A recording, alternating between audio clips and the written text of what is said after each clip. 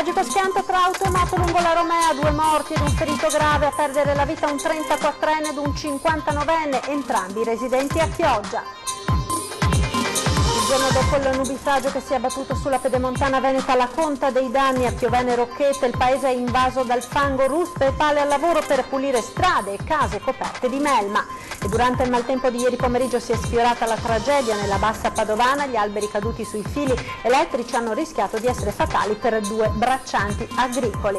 Aveva intrecciato una relazione con l'amico d'infanzia ritrovato, la giovane cingalese che il padre ha tentato di uccidere martedì sera a Teolo, ancora grave la ragazza. Notte di incendi, quella appena trascorsa, a Mestre paura in un palazzo per le fiamme che hanno devastato un appartamento, a San Biagio di Callalta fuoco 2 vetture nel parcheggio di un hotel. Alta tensione alla Commissione Trasporti alla Camera, la seduta sulle grandi navi a Venezia viene sospesa dopo un violento scontro tra il sindaco Brugnaro ed una deputata 5 Stelle.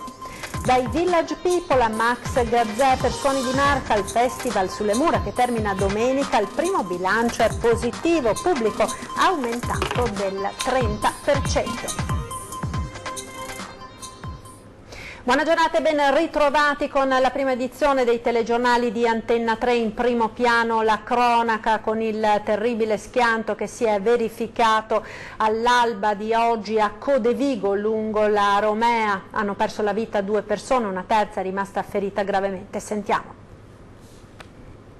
Incidente mortale all'alba sulla Romea all'altezza di Codevigo, scontro tra una moto e un SUV verso le 5 di giovedì mattina al confine tra le province di Padova e Venezia all'altezza di un distributore di benzina.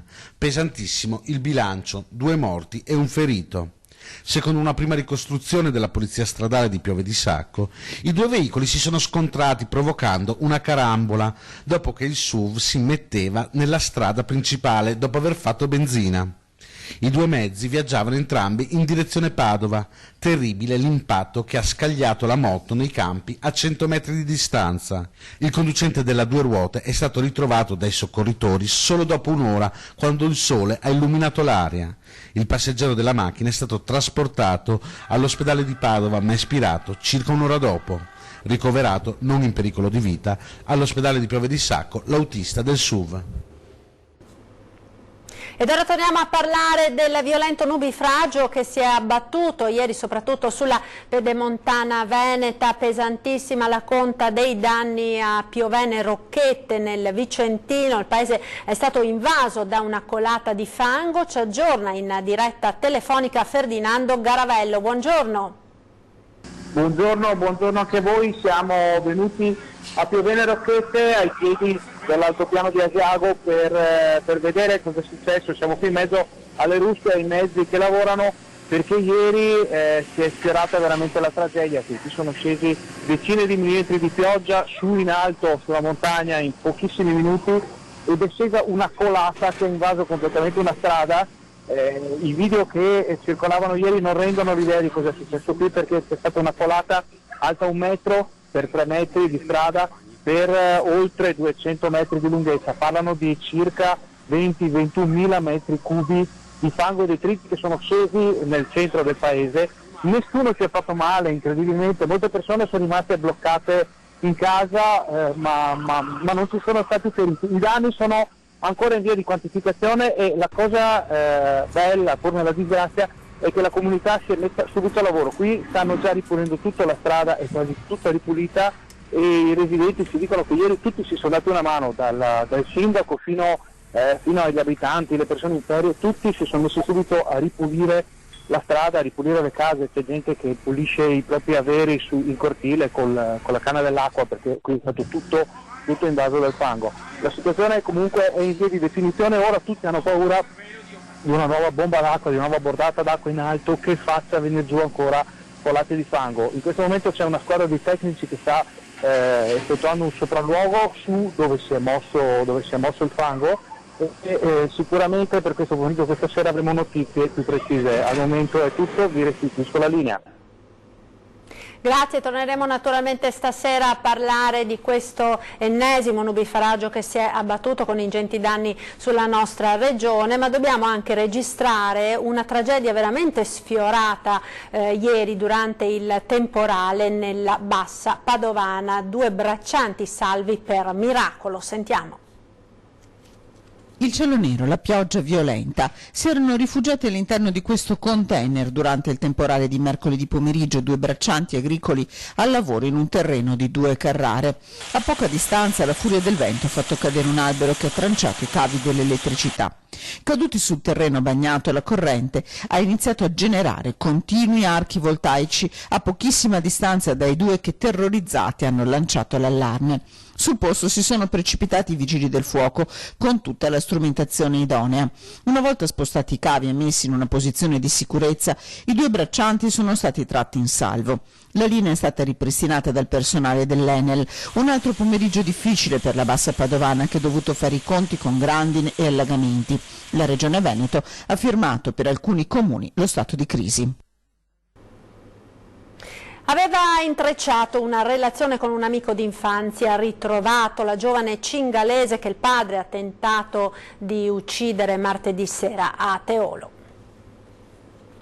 6 colpi di fucile contro Celani, 1 contro se stesso. Una violenza nata dall'avversione totale contro quella che era diventata una relazione seria, una promessa di matrimonio tra Celani, 26 anni, badante in questa villetta di Teolo, e un amico d'infanzia coetaneo ritrovato in una chat. Ci sarebbero questa relazione, un rapporto molto stretto tra padre e figlia, all'origine di un gesto terribile commesso quasi sotto gli occhi degli anziani che Celani curava. Sono stati proprio loro davanti a una scena drammatica, la ragazza a terra colpita per 6 volte dal padre con quel fucile rubato nella casa di un imprenditore di Campodarsego dove era domestico, il padre a sua volta raggiunto da un proiettile che aveva tentato di uccidersi con una corda, a chiamare i soccorsi. I 2 sono ricoverati in ospedale a Padova in rianimazione, lui in stato di arresto. Le indagini dei carabinieri continuano in attesa di poter sentire entrambi i feriti. A Mestre ora, dove è stata paura ieri sera, anzi nella notte, in via Aleardi per un incendio divampato all'interno di un appartamento di una palazzina. Ci aggiorna in diretta Filippo Fois. Buongiorno Filippo. Sì, buongiorno da Mestre. È stata una notte di paura per gli abitanti di un condominio di via Aleardi a Mestre, anzi nel pieno centro di Mestre, a pochi passi da Corso del Popolo, dove si è sviluppato un violento incendio attorno alle 3:30 di questa notte. Si tratta di un condominio di 10 alloggi. L'incendio si è sviluppato in un appartamento, fortunatamente non ci sono stati feriti perché le 3 persone che si trovavano nell'appartamento sono state svegliate dal fumo e dal crepitio delle fiamme che proveniva da una delle stanze dell'abitazione. I vigili del fuoco sono intervenuti in forze con un'autobotte, un'autoscala, 16 operatori e hanno fatto evacuare l'intero condominio, dopodiché è iniziato lo spegnimento delle fiamme. L'appartamento interessato dal rogo è andato completamente distrutto e si registrano danni anche all'appartamento che si trovava al piano di sotto rispetto a quello in cui è scoppiato l'incendio. Incendio le cui cause sono ancora al vaglio dei tecnici dei vigili del fuoco. Le operazioni di spegnimento tra l'altro si sono prolungate fino alla prima mattina. Sul posto tra l'altro a scopo cautelativo era intervenuta anche un'autoambulanza del SUEM 118, ma fortunatamente nessuno è rimasto ferito, solamente danni ingenti e tanta paura. Per ora da Mestre è tutto, vi restituiamo la linea. E fuoco nella notte anche a Olmi di San Biagio di Callalta, dove sono state probabilmente bruciate 2 vetture nel parcheggio di un hotel. Sentiamo. Sono ancora da accertare le cause dell'incendio che nella notte ha distrutto 2 auto all'esterno dell'hotel Olmi nell'omonima frazione di San Biagio di Callalta. Le 2 vetture, una Jeep Cherokee e una Volkswagen Polo, entrambe di proprietà del titolare dell'albergo, si trovavano nel parcheggio della struttura. Intorno alle 3 del mattino le fiamme si sono levate alte. Malgrado l'immediato intervento dei vigili del fuoco, allertati dai residenti della zona, non sono rimaste che 2 carcasse. 2 le squadre dei pompieri intervenute sul posto insieme a una pattuglia pattuglia dei carabinieri che sta ora indagando sull'episodio. Non si esclude la pista dolosa, e cioè che qualcuno abbia volontariamente appiccato il fuoco alle auto del proprietario dell'hotel, anzi risulterebbe al momento l'ipotesi più plausibile. Sul posto ha voluto andare personalmente a rendersi conto della situazione anche il sindaco Alberto Cappelletto. Torniamo ora a parlare delle grandi navi a Venezia, clima tesissimo alla Commissione Trasporti della Camera dei Deputati. Vediamo. Ma la risposta, sempre tutto in rischio, per favore, solo che noi siamo stanchi, la città è stanca di voi.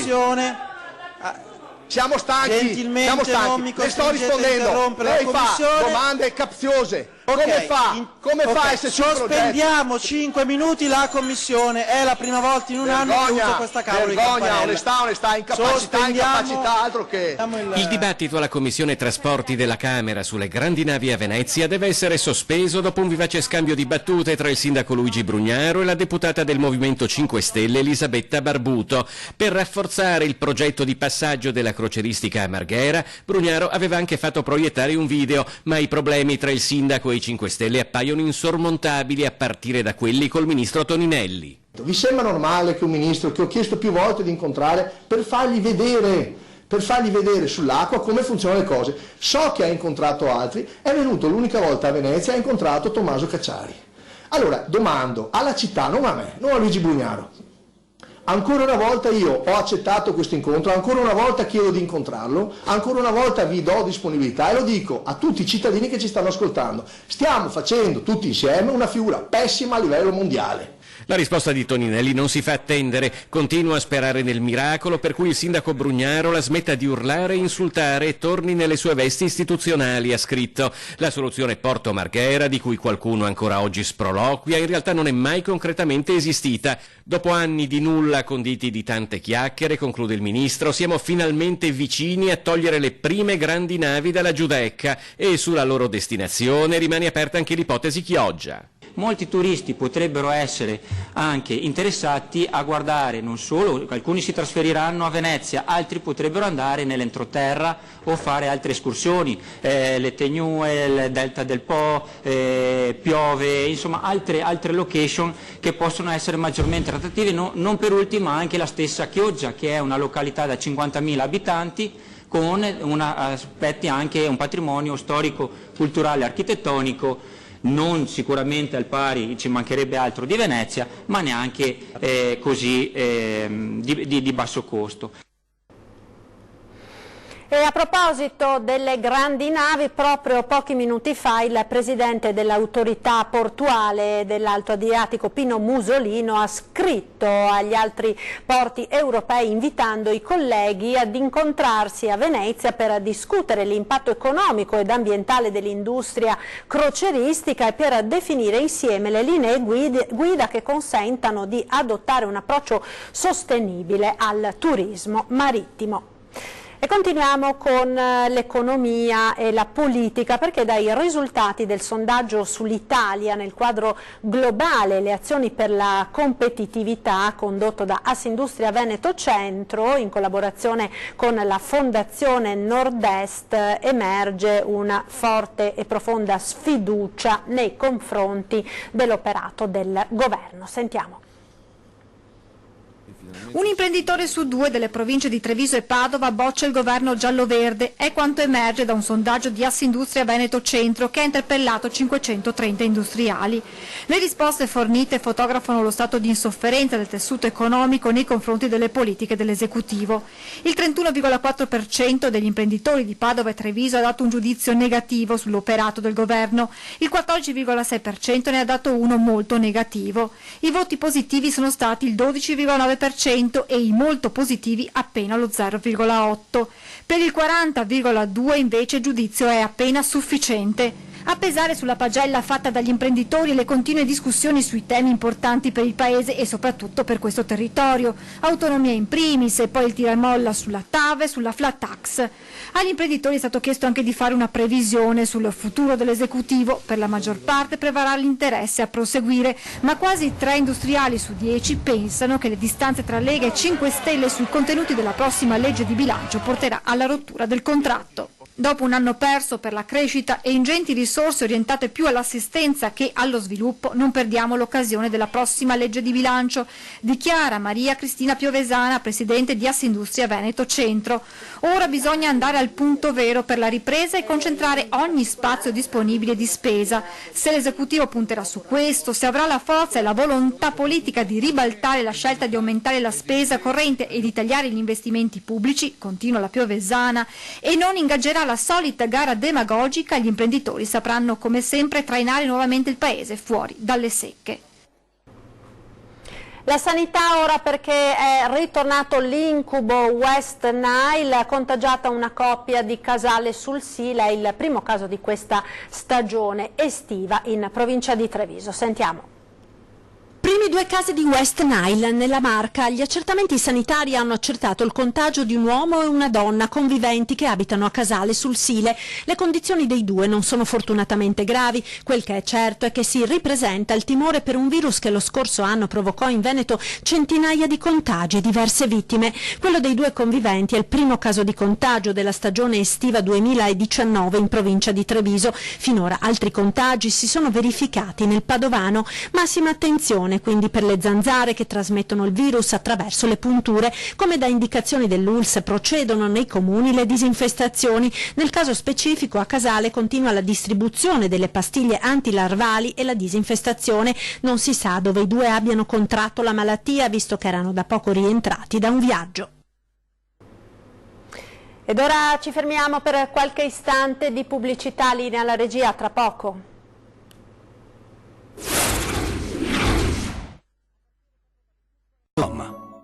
Ed eccoci nuovamente in studio con la prima edizione dei nostri telegiornali. Nasce Veneto 2020 con l'unione dei consiglieri regionali Piero Ruzzante, Cristina Guardia e Patrizia Bartelle. Non sarà un partito politico, un gruppo o una lista, spiegano, ma un coordinamento che si occuperà di ambiente, lavoro e sanità. Nasce Veneto 2020, il coordinamento politico di 3 consiglieri regionali, come hanno spiegato Piero Ruzzante di Liberi e Uguali, Patrizia Bartelle di Italia in Comune e Cristina Guarda di Civica per il Veneto.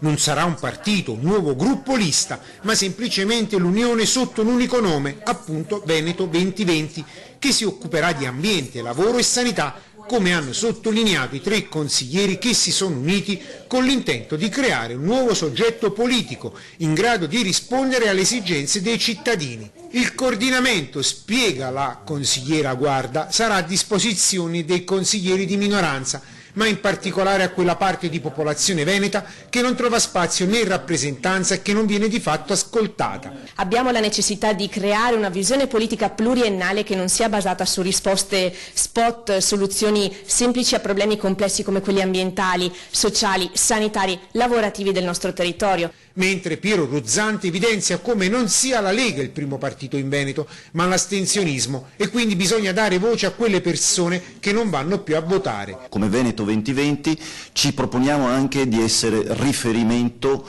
delle coalizioni civiche, delle liste civiche presenti all'interno del nostro territorio, e ci mettiamo a disposizione di un percorso che coinvolgerà, ci auguriamo, anche altri consiglieri. La consigliera Bartella aggiunge come sin dall'inizio la volontà di far nascere il coordinamento Veneto 2020 sia nato dallo spirito di unire tutte le forze mettendosi a disposizione della gente. Abbiamo deciso di metterci insieme per fare la classica battuta: l'unione fa la forza. Lavoriamo con molto impegno sin dall'inizio della legislatura su temi quali la sanità, l'ambiente e il lavoro. Insieme sicuramente saremo in grado di esprimere delle potenzialità maggiori da mettere a disposizione del territorio. Tema fondamentale sarà il lavoro. Troppi giovani lasciano il Veneto, 12.000 ogni anno, e molte persone nell'ambito del luogo di lavoro rischiano in termini di sicurezza. Circa 200 incidenti ogni giorno. Ogni 4 giorni un incidente mortale. Crediamo sia necessario dare risposta al mondo del lavoro. Parliamo ora di animali selvatici trovati in difficoltà. A Treviso un centro dove viene assicurata cura e poi la successiva libertà.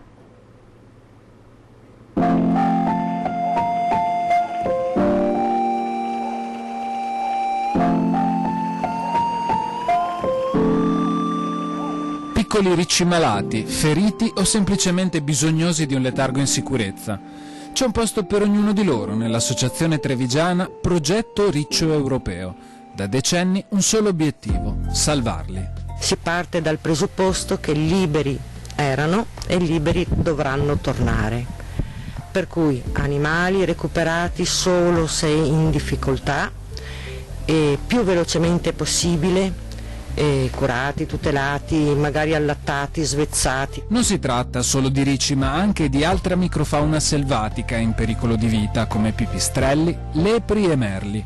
L'emergenza pipistrelli in particolare è in aumento. I legati ad essa sono problemi strettamente attuali. Le cause potrebbero essere molteplici, a partire dal cambiamento climatico alle interferenze delle trasmissioni radio. Le minacce per queste specie sono davvero tante, specialmente durante l'estate, e in caso di avvistamento è fondamentale sapere come agire. Telefonare immediatamente ad un centro o alla polizia provinciale o al nostro CRAS provinciale, che è una struttura, una delle migliori in Italia come CRAS.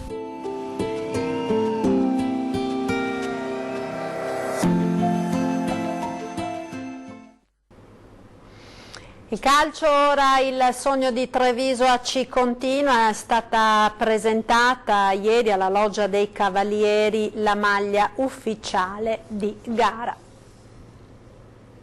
Veramente un'emozione, anche perché mi era stata portata dalle vecchie glorie del Treviso questa maglia, ovviamente era in lana, pesantissima, però era esattamente questo il disegno. Presentata ufficialmente la maglia di gara del Treviso AC, la prima è stata consegnata subito nelle mani del sindaco Mario Conte. È un grande onore, ma soprattutto è una grande responsabilità. Ricordo che tutti coloro che indosseranno questa maglia, dai giocatori ai tifosi, avranno la responsabilità di sostenere questo nuovo progetto che ha come obiettivo quello di regalare e continuare a regalare il sogno ai nostri bambini di poterla indossare un giorno questa maglia. La seconda non poteva che andare a Giancarlo Gentilini. Prendo questo incarico di consegnare la seconda maglia al sindaco Gentilini.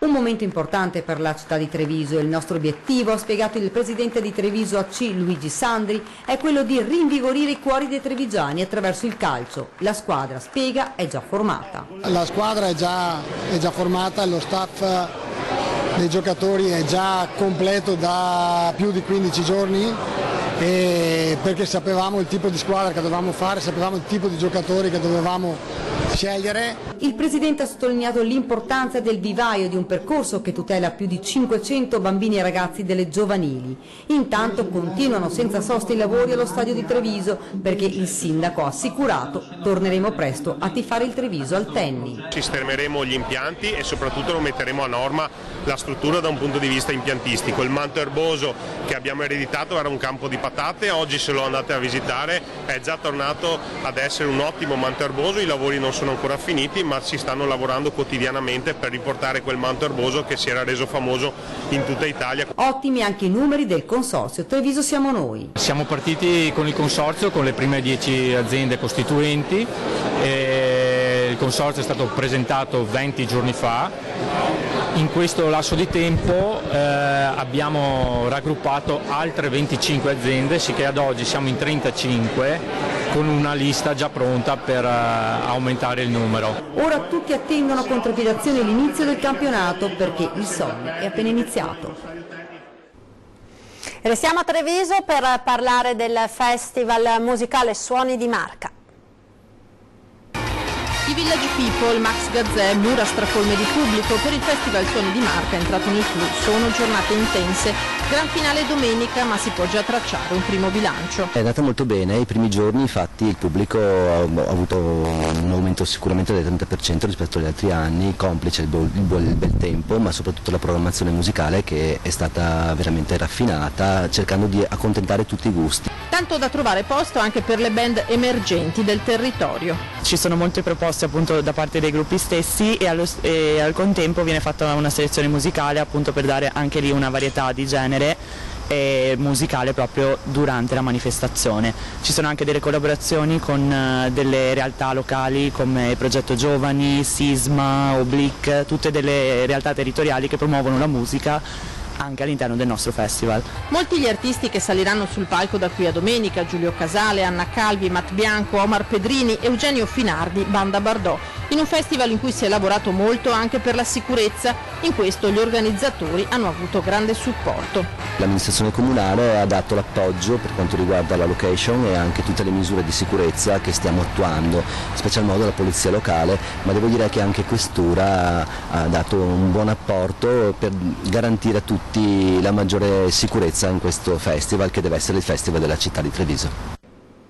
Nel Bellunese ora, perché saranno Zoppè e Pieve di Cadore ad ospitare una grande mostra diffusa da domenica prossima dedicata al pittore Masi Simonetti, profeta delle Dolomiti UNESCO.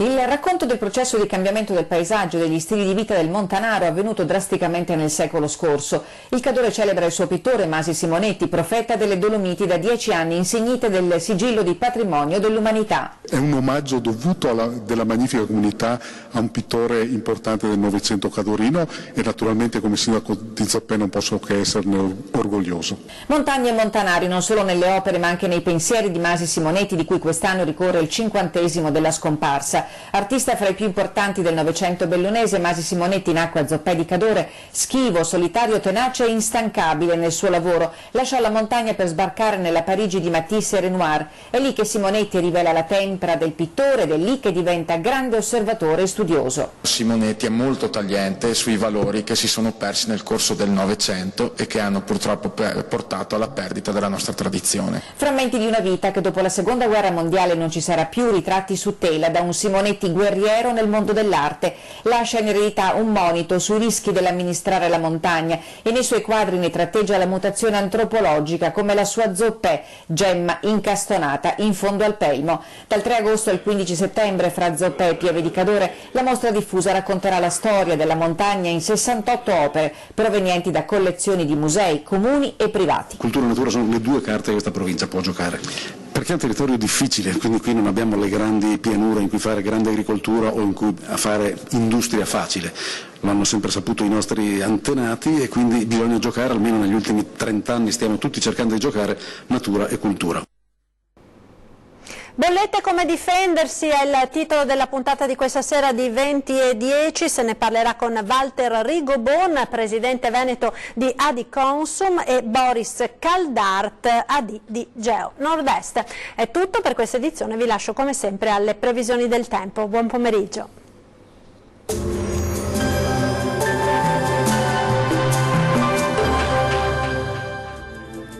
Bentrovati al meteo. Inizio di agosto con l'alta pressione delle Azzorre che favorirà un tempo stabile e temperature nella norma sul nostro territorio. Vediamo il dettaglio di giovedì. Sul Veneto ampio soleggiamento e cielo al massimo poco nuvoloso. Attenzione solamente a qualche occasionale temporale sui settori alpini, specie durante il pomeriggio e localmente fin verso le pianure veronesi. Temperature stazionarie e in linea con la media del periodo, minime tra 18 e 24 gradi, massime comprese invece tra 28 e 31 gradi. Ci spostiamo ora sul Friuli Venezia Giulia, dove avremo una giornata di bel tempo con condizioni stabili, tanto sole su tutti i settori come vediamo. Non sono previste piogge particolarmente degne di nota. Temperature invariate, minime tra 21 e 25 gradi, massime tra 29 e 30 gradi. Uno sguardo infine al Trentino Alto Adige, dove avremo un tempo asciutto al mattino, poi qualche temporale a carattere sparso, possibile un po' su tutta la nostra regione. Temperature minime sui 18 gradi, massime comprese invece tra 30 e 31 gradi. Bene, dal meteo di Antenna 3 per ora è tutto. Arrivederci.